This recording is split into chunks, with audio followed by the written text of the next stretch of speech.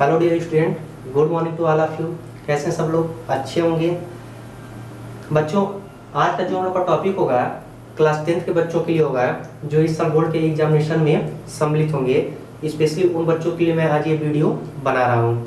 तो कक्षा 10 के जो बच्चे इस साल पेपर देंगे उन लोग को साइंस के पार्ट में एक पार्ट मिलेगा भौतिक विज्ञान, दूसरा पार्ट होता है रसायन विज्ञान और तीसरा होता है जीव विज्ञान, जिसको बायोलॉजी कहा जाता है। तो आज हम डिस्कशन करेंगे भौतिक विज्ञान के बारे में कि जो उसका पहला चैप्टर है उस पहले चैप्टर में क्या क्या है, कैसे होता है, उसके बारे में हम अभी डिस्कशन करेंगे। उससे पहले मैं आप लोगों से एक रिक्वेस्ट करता हूँ कि अगर वीडियो हमारी पसंद आती है तो इसको लाइक, सब्सक्राइब और शेयर करना बिल्कुल ना भूलें, जिससे आप लोगों के हौसला बढ़ाने से मेरा हौसला बढ़ेगा और मैं आप लोगों को अच्छे से अच्छा वीडियो प्रोवाइड कर सकूँगा।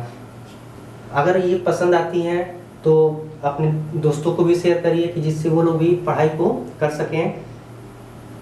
उसके बाद से आप लोग अच्छे से पढ़िए, किसी प्रकार की कोई दिक्कत नहीं होगी। जहाँ तक एफर्ट होगा हम लोग एफर्ट करेंगे आप लोगों के साथ, कहीं से कोई दिक्कत नहीं होगी।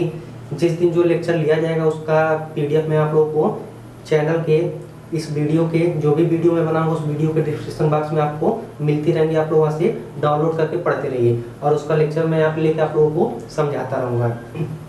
तो चैनल को लाइक, सब्सक्राइब और शेयर करना बिल्कुल ना भूलिएगा।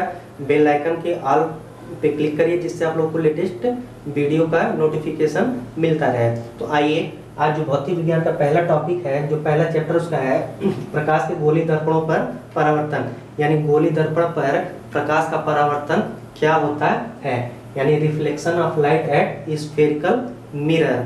उसमें जो पहला टॉपिक हम लोग का आता है प्रकाश के बारे में आता है कि प्रकाश किसे कहते हैं। तो जैसा कि डिफिनीशन आप लोगों को बोर्ड पे हमने लिख दिया है, क्योंकि वीडियो को पढ़ाते समय लिखना टाइम टेकन हो जाता है, तो इसलिए मैंने डिफिनीशन यहाँ लिख दिया है, आपको मैं समझा दे रहा हूँ। और ये डिफिनीशन डेरिवेशन आपको PDF के रूप में इस वीडियो के डिस्क्रिप्शन बॉक्स में मिल जाएगा।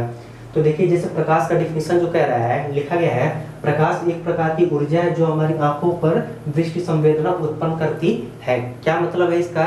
यानी प्रकाश एक ऐसी ऊर्जा है कि जो हमारी आंखों पे दृष्टि संवेदना उत्पन्न करती है, यानी हमारी आंखों को क्या करती है, दृष्टि संवेदना उत्पन्न कराती है, जिससे हम अपनी सामने की वस्तुओं को या किसी भी वस्तुओं को हम आसानी से क्या कर सकते हैं, देख सकते हैं। यानी अगर आपको बंद कमरे में अंधेरे में रख दिया जाए और आपके बगल अगर कुछ वस्तुएं रखी जाए तो वो वस्तु आपको दिखाई नहीं देंगी, लेकिन जैसे ही प्रकाश पड़ता है वो हमारी आंखों को क्या करता है, संवेदित कर देता है, और संवेदित करने के बाद वह वस्तुएं हमें क्या होती हैं, दिखाई देने लगती हैं। तो उसी को हम क्या कहते हैं, प्रकाश कहते हैं। पहला डिफिनीशन ये है। उसी में हम अथवा करके दूसरा डिफिनीशन लिखे हैं कि प्रकाश एक प्रकार की ऊर्जा है, प्रकाश निर्वात में भी चल सकता है। निर्वात का मतलब क्या है, इसमें कोई माध्यम की आवश्यकता नहीं होती है। तो वही यहाँ कहा गया कि प्रकाश निर्वात में भी चल सकता है, अर्थात प्रकाश को चलने के लिए माध्यम की आवश्यकता नहीं होती है। प्रकाश क्या होती है, सदैव सीधी रेखा में चलती है। निर्वात में जो प्रकाश की चाल होती है 3 × 10⁸ मीटर पर सेकेंड। ये आप लोगों का बहुत इंपॉर्टेंट है, ये आप लोगों के न्यूमेरिकल में पूछा जाता है कि प्रकाश की चाल हमेशा ये देता है।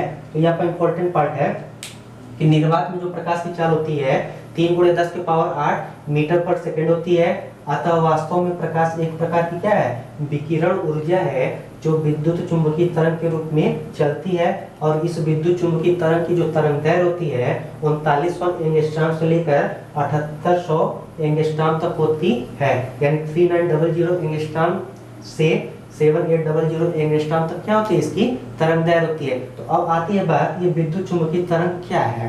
तो थोड़ा सा मैं साइड में लिख रहा हूँ, एक बार ध्यान दे लीजिएगा। जैसे जब तरंग के बारे में पढ़ेंगे तो तरंग जो होता है 2 प्रकार के हम पढ़ते हैं। एक होता है हमारा यांत्रिकी तरंग और दूसरा होता है वैद्युत चुंबकीय तरंग। यह 2 प्रकार के हम वेव पढ़ेंगे, पहला यांत्रिकी तरंग और दूसरा क्या होता है, वैद्युत चुंबकीय तरंग। तो अब ये होता क्या है, यांत्रिकी तरंग क्या है और वैद्युत चुंबकीय तरंग क्या है। तो कभी भी जब यांत्रिकी तरंग की बात की जाती है तो हमेशा ये कहा जाता है कि यांत्रिकी तरंग हमेशा किसी न किसी माध्यम से होकर गुजरेगी। यानी यांत्रिकी तरंग में हमको माध्यम की क्या होती है, जरूरत पड़ती है। लेकिन जब वैद्युत चुम्बकीय तरंग की बात करते हैं तो वैद्युत चुम्बकीय तरंग हमारा बिना माध्यम के क्या कर सकता है, गमन कर सकता है। गमन का मतलब चल सकता है। यानी वैद्युत चुम्बकीय तरंग बिना माध्यम के चलता है, और जब यांत्रिकी तरंग की बात करती हैं तो यह कैसा होता है, बिना माध्यम के नहीं चलेगा। यानी इसमें माध्यम की आवश्यकता पड़ती है और इसमें माध्यम की आवश्यकता नहीं पड़ती है। तो प्रकाश में हमारा क्या मिलता है, वैद्युत चुम्बकीय तरंग, जिसमें हम किसी भी माध्यम की आवश्यकता नहीं लेते हैं। यानी प्रकाश को चलने में किसी माध्यम की जरूरत नहीं पड़ती है। उसी चीज को हम क्या कह देते हैं, प्रकाश कह देते हैं। इतनी बात क्लियर हो गई होगी। अभी अगर इसमें से कहीं कोई दिक्कत होगा तो आप बेहिचक कमेंट करके पूछ सकते हैं कि सर एक बार और हमें समझा दीजिए। फिर से आप लोगों को मैं समझाने की पूरी कोशिश करूंगा, और जहां तक हो रहा है मैं पूरे अच्छे से समझा रहा हूँ, आप लोगों को बता रहा हूँ। फिर भी कहीं दिक्कत होती है तो बिल्कुल आप पूछिएगा बिना संकोच किए। तो हमने प्रकाश के बारे में पढ़ लिया कि प्रकाश एक प्रकार की ऊर्जा जो हमारी आंखों को संवेदित करती है, संवेदना उत्पन्न करती है, तो उसको हम क्या कर सकते हैं, प्रकाश कहते हैं। फिर दूसरा डिफिनेशन लिखा गया, प्रकाश एक प्रकार की ऊर्जा है। फिर आगे लिखा, प्रकाश निर्वात में भी चल सकती है, अर्थात इसको माध्यम की आवश्यकता नहीं होती है। और इसमें जो निर्वात में प्रकाश की चाल होती है 3 × 10⁸ मीटर पर सेकेंड होती है। फिर उसके आगे लिखा गया था, वास्तव में प्रकाश क्या है, एक प्रकार की विकिरण ऊर्जा है जो वैद्युत चुम्बकीय तरंग के रूप में चलती है। और इसकी तरंगदैर्घ्य कितनी होती है, 3900 एंगस्ट्रॉम से लेकर कितनी होती है, 7800 एंगस्ट्रॉम तक होती है। तो ये हमारा क्या हो गया, प्रकाश हो गया। ठीक है। अब इसके बाद से जब हम प्रकाश पढ़ लेते हैं तो प्रकाश के बाद से 2 चीजें और आती हैं।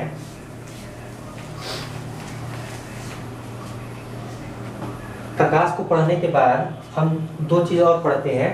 मैं डिफिनेशन इरेज कर रहा हूँ, आपको पीडीएफ में इस वीडियो के डिस्क्रिप्शन बॉक्स में मिल जाएगा, आपको वहां से डाउनलोड करके पढ़ लीजिएगा।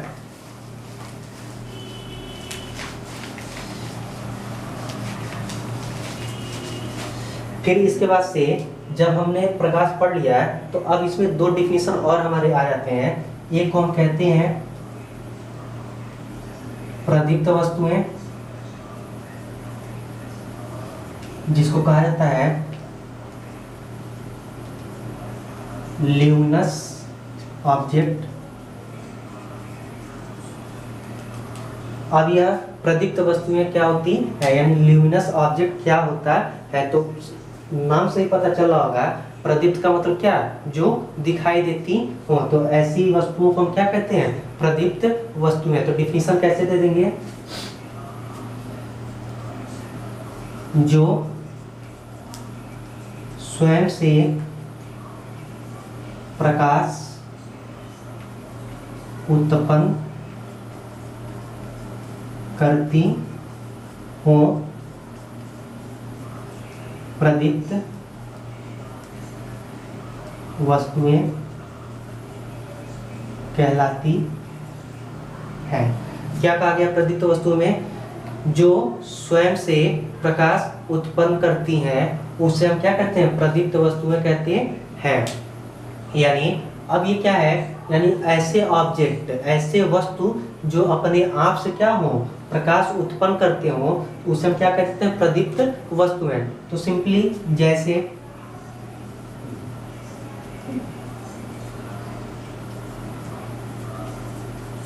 सूर्य का प्रकाश, यानी सूर्य को किसी भी प्रकार की माध्यम की जरूरत नहीं है, यानी सूर्य खुद का एक बहुत बड़ा स्रोत है। तो वो क्या होता है, सूर्य का प्रकाश किसमें आ जाता है, प्रदीप्त वस्तुओं में आ जाती हैं। फिर इसी प्रकार से हम लिख सकते हैं वैद्युत बल्ब,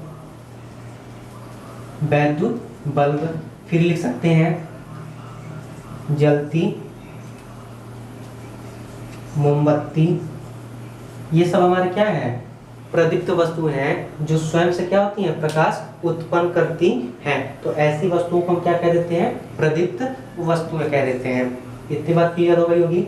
अब प्रदीप्त के बाद आता है हमारा दूसरा डिफिनेशन, अप्रदीप्त वस्तुएं। तो जस्ट इसी का अपोजिट है, दूसरा क्या आता है, अप्रदीप्त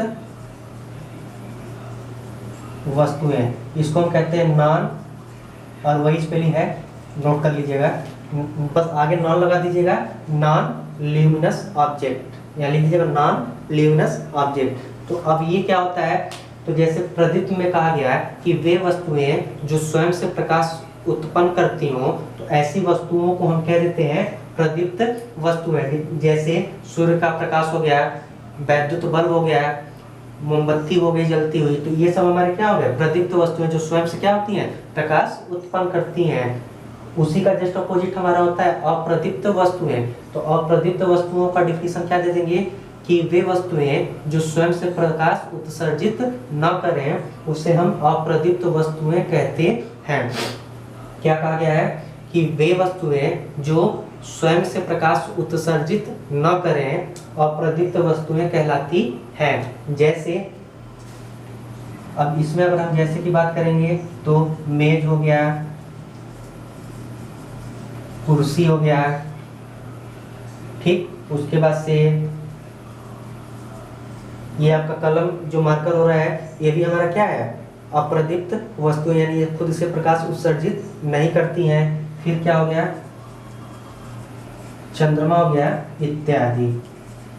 यानी यह जो भी वस्तुएं होती हैं, यानी वह वस्तु जो अपने आप से प्रकाश उत्पन्न न करें, और तो उससे हम क्या कहते हैं अप्रदीप्त वस्तुएं कहते हैं। जैसे मेज, कुर्सी, कलम, ये अगर रख दिया जाए तो ये कैसी है अप्रदीप्त वस्तु, क्योंकि ये प्रकाश उत्सर्जित नहीं करती हैं। लेकिन अगर इन वस्तुओं पे प्रदीप्त वस्तुओं का प्रभाव पड़ता है तो यह वस्तुएं क्या होती हैं दिखाई देने शुरू कर देती हैं। यानी जब इस पे प्रदीप्त प्रकाश पड़ती है तो यह वस्तु क्या होती हैं दिखाई देना शुरू कर देती हैं।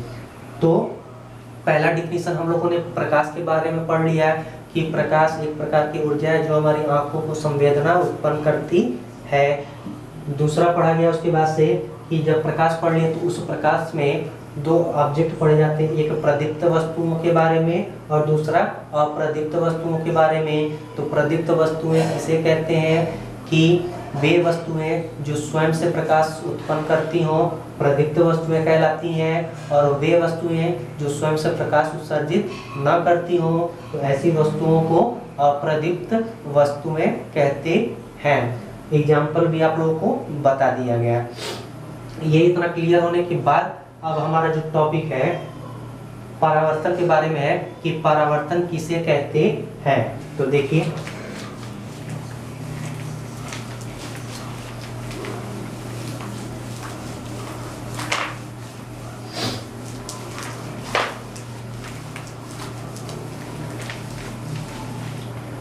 तो अब जो नेक्स्ट टॉपिक हम लोग का है प्रकाश का परावर्तन है। क्या है प्रकाश का परावर्तन, यानी रिफ्लेक्शन ऑफ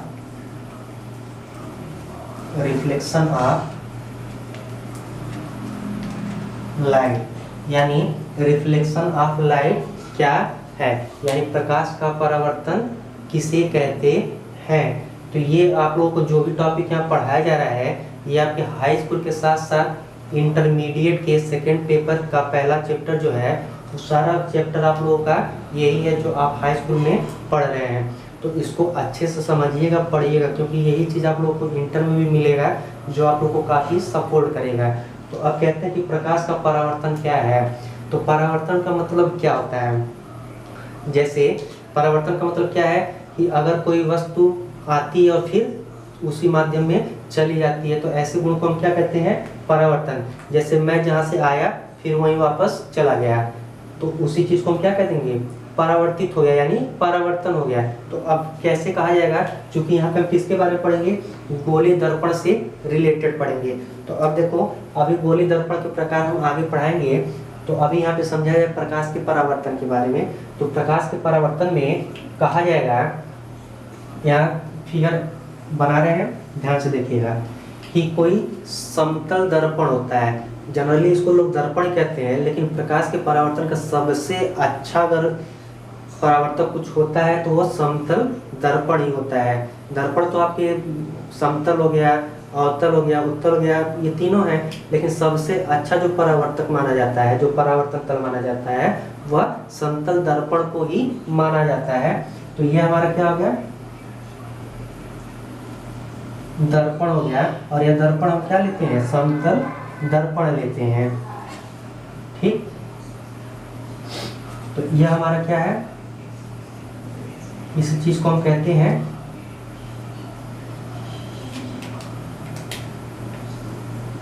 समतल दर्पण। क्लियर है।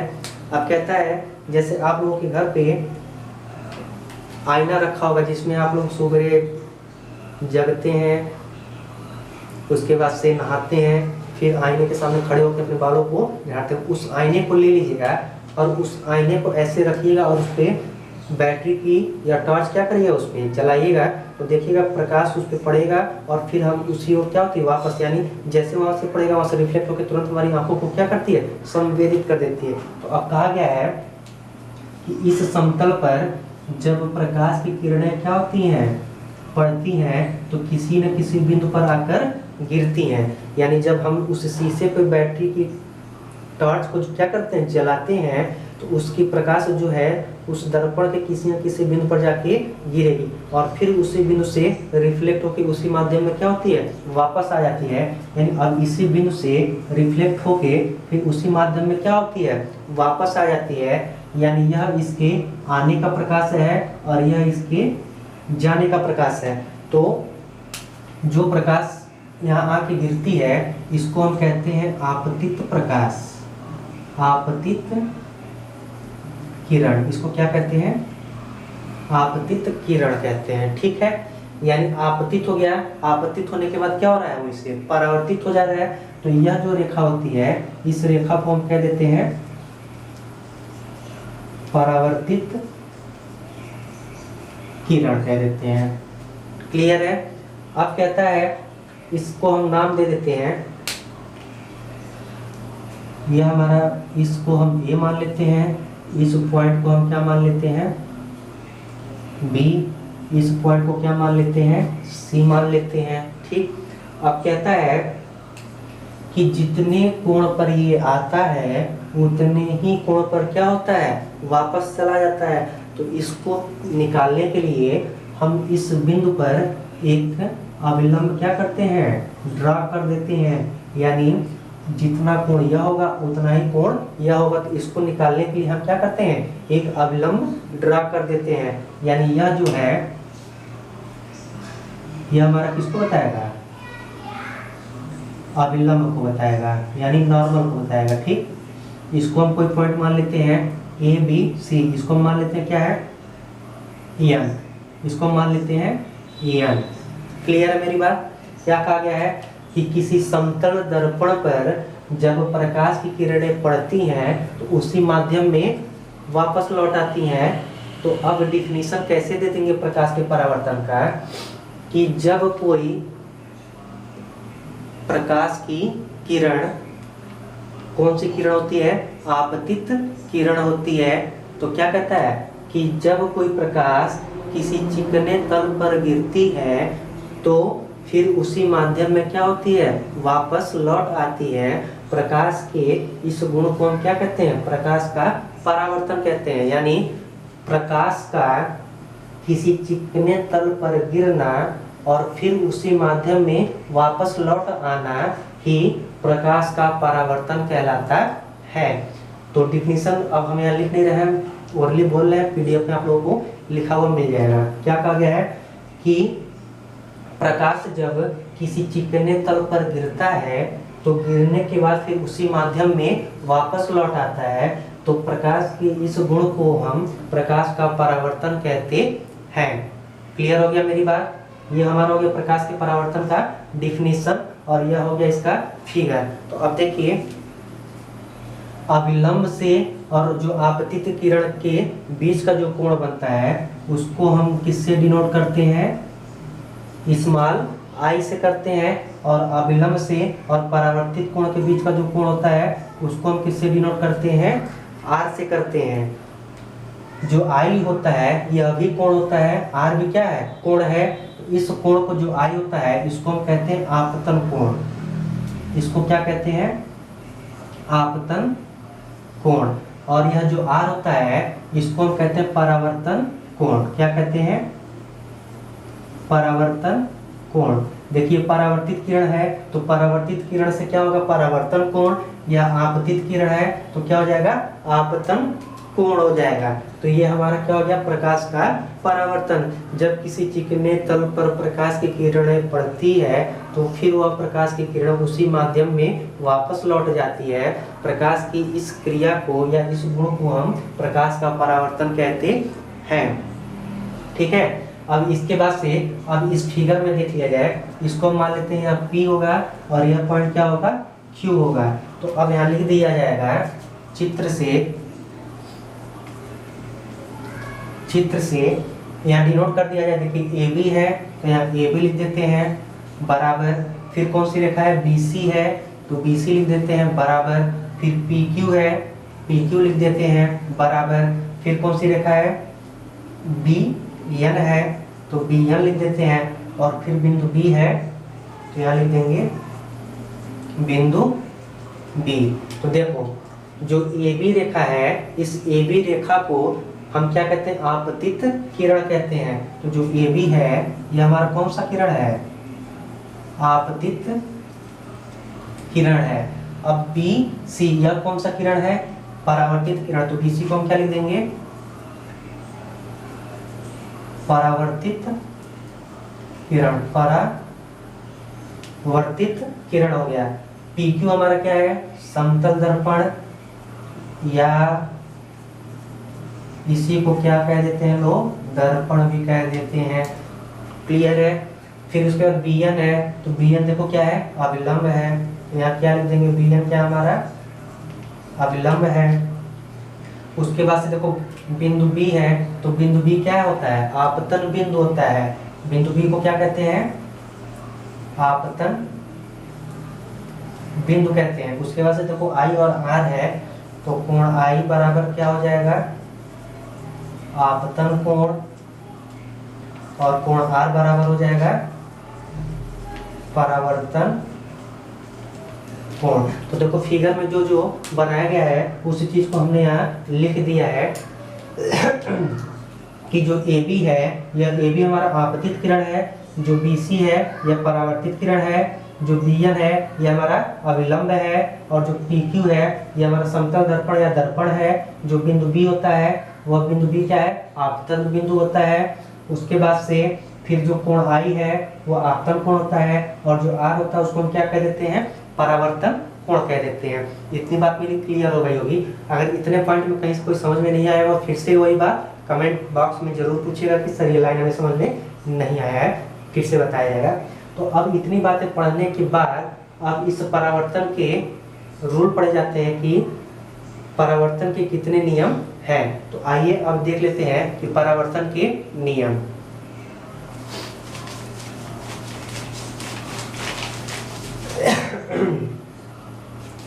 और जो अगला इसमें है परावर्तन के नियम। तो अब परावर्तन के कितने नियम होते हैं, तो जो परावर्तन के हम जो नियम पढ़ते हैं वह दो प्रकार के पढ़ते हैं। यानी परावर्तन के नियम कितने होते हैं, दो प्रकार के होते हैं। तो अब वह दोनों प्रकार कौन कौन से हैं देख लिया जाए। परावर्तन के कितने नियम होते हैं, दो। अब दोनों कौन कौन से होते हैं देख लिया जाए।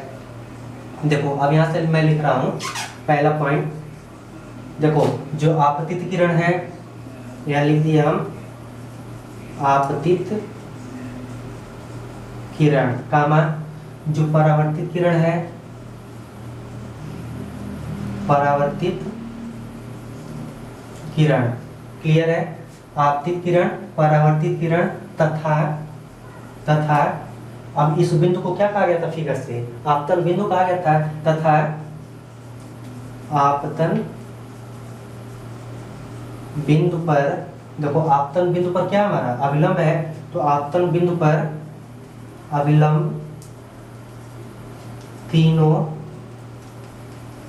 एक ही तल में होते हैं। देखो पहला जो नियम होता है परावर्तन का लिखा गया है, आपतित किरण कामा परावर्तित किरण तथा आपतन बिंदु पर अविलंब तीनों एक ही तल में होते हैं। यानी देखो तीनों का है एक ही तल है, तल हमारा कौन सा है पी क्यू, और पी क्यू के एक ही बिंदु बी पर क्या कर रहे हैं सारे मिल रहे हैं। ए बी बी पे, बी सी बी पे, और बी एम बी किस पे बी पे। तो वही कहा गया जो परावर्तन का पहला नियम होता है, आपतित किरण, परावर्तित किरण तथा आपतन बिंदु पर अभिलंब तीनों एक ही तल में होते हैं, ये पहला नियम है। अब दूसरा नियम इसका कहता है, दूसरा कहता है हमने बताया है कि जितने कोण पे आता है उतना ही कोण पे परावर्तित भी होता है। तो हम कह सकते हैं कि कोण आई बराबर क्या होता है कोण आर के, यानी आपतन कोण बराबर परावर्तन कोण के। तो हम कह सकते हैं दूसरा कि आपतन कोण सदैव परावर्तन कोण के बराबर होता है, अर्थात कोण आई बराबर कोण आर के, अर्थात कोण आई बराबर क्या हो जाएगा कोण आर। तो ये हमारा क्या हो गया परावर्तन के दोनों नियम। तो आज हमने क्या क्या पढ़ा कि प्रकाश किसे कहते हैं, तो प्रकाश का डिफिनेशन बताया गया, प्रकाश को समझाया गया। उसके बाद से अब उस प्रकाश में हमने दो चीज बताया कि एक प्रदीप्त वस्तु होती है और दूसरी अप्रदीप्त वस्तु होती है।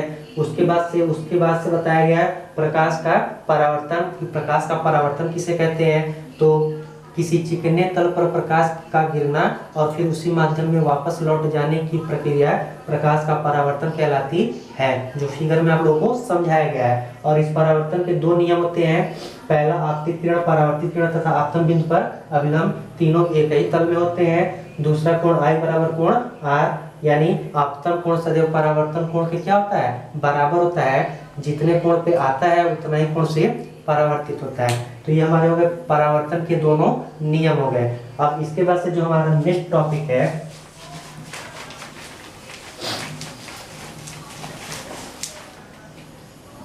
जो हमारा अगला टॉपिक है,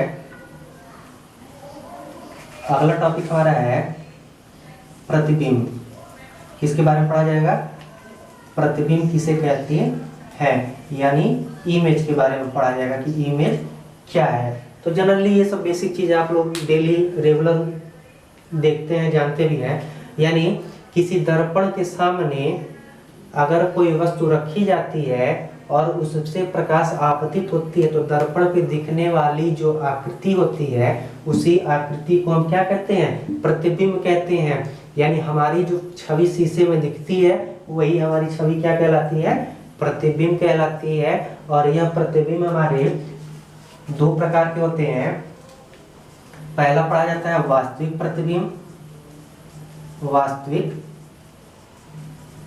प्रतिबिंब, और दूसरा जो होता है आभासी प्रतिबिंब के बारे में। तो प्रतिबिंब हमारे कितने हो गए दो, एक वास्तविक प्रतिबिंब हो गया, दूसरा आभासी प्रतिबिंब हो गया। तो नाम से ही स्पष्ट हो रहा होगा वास्तविक का मतलब क्या है, अगर मैं गौरव कुमार सिंह हूँ तो मेरी इमेज जो दिखाई देगी वह गौरव कुमार सिंह की दिखाई देगी, यानी जो मेरा सकल सूरत शरीर है वही चीज मेरा दिखाई देगा, तो उसको हम क्या कहते हैं वास्तविक प्रतिबिंब। और आभासी का मतलब क्या है, या दर्पण से पीछे मिलता है जो प्रतीत होता हुआ दिखाई देता है, उसे हम कहते हैं आभासी प्रतिबिंब। यानी महसूस करना, जैसे अपने छाया को आप ले लीजिए कि आप खड़े हैं और आपके ऊपर प्रकाश आपतित हो रही है, तो आपकी जो छाया बनती है वही छाया मान लेते हैं क्या है आभासी प्रतिबिंब, जो दर्पण से क्या होती है पीछे की ओर बनती है, तो उसको हम आभासी प्रतिबिंब कहते हैं। अब इस चीज का डिस्कशन हम कल के लेक्चर में करेंगे, तब तक के लिए इतनी तैयार करिए। इसका पीडीएफ आप लोगों को इस वीडियो के डिस्क्रिप्शन बॉक्स में मिल जाएगा, आप लोग डाउनलोड करके अच्छे से पढ़ लीजिए। और वीडियो में कहीं से अगर कोई समस्या होती है, किसी स्टेप में प्रॉब्लम हुई हो, तो आप बेहिचक कमेंट करके पूछिएगा। और अगर वीडियो और नोट्स पसंद आती हैं तो प्लीज़ आई रिक्वेस्ट चैनल को सब्सक्राइब, लाइक और शेयर करना बिल्कुल मत भूलिएगा। साथ ही साथ अपने मित्रों को भी इस चीज़ को दीजिए कि वो लोग भी अपनी पढ़ाई को अच्छे से करें, उन लोग को भी जानकारी हो कि हाँ क्लासेस चल रही हैं। विद्यालय बंद होने की स्थिति में क्लासेस क्या हो रही हैं चल रही हैं, हम लोग को ये रेगुलर टॉपिक बाय टॉपिक पढ़ाया जा रहा है। तो प्लीज़ आप लोगों से रिक्वेस्ट है कि अपना भी मदद करिए और साथ ही साथ दूसरों का भी मदद करिए कि अपने साथ साथ सबका भी कल्याण हो। धन्यवाद।